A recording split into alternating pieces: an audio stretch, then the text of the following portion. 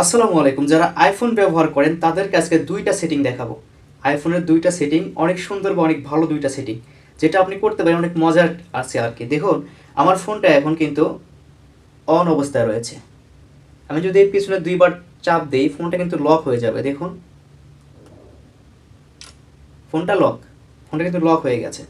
তো আমি লকটা আবার খুলি, একটু দেখাই। এবার কিন্তু লক খোলা। এখন স্ক্রিনশট দেবো। দেখুন, তিনবার টাপ দেবো, স্ক্রিনশট কিন্তু হয়ে গেল।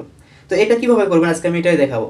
তার জন্য আপনাদের যা করতে হবে, আপনাদের ফোনের সেটিংয়ে যেতে হবে। চলুন আমি দেখিয়ে দিচ্ছি। ফোনের সেটিংয়ে যাব। তো এই সেটিংয়ে একবার চাপ করে দিন। দেওয়ার পরে আপনি এইরকম দেখতে পাবেন, ঠিক এইরকম। এখান থেকে একটু নিচে আসুন। নিচে দেখুন লেখা আছে সহায়ক পরিষেবা, এইখানে একবার টাচ করে দিবেন। টাচ করে দেওয়ার পর একটু নিচে আসবেন।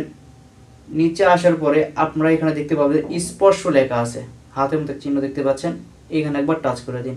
টাচ করে দেওয়ার পরে একটু নিচে আসুন, আর একটু নিচে। নিচে আসার পর একটা অপশন পাবেন, সেটা হচ্ছে ব্যাক ট্যাপ। এইখানে একবার টাচ করে দিন।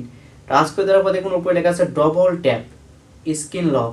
তো আমি এটাকে এখানে দেখুন অনেকগুলো অপশন আছে, অনেক কিছু করতে পারবেন। তো আমি এখান থেকে ডবল ট্যাপে আমার স্ক্রিনটাকে লক করব।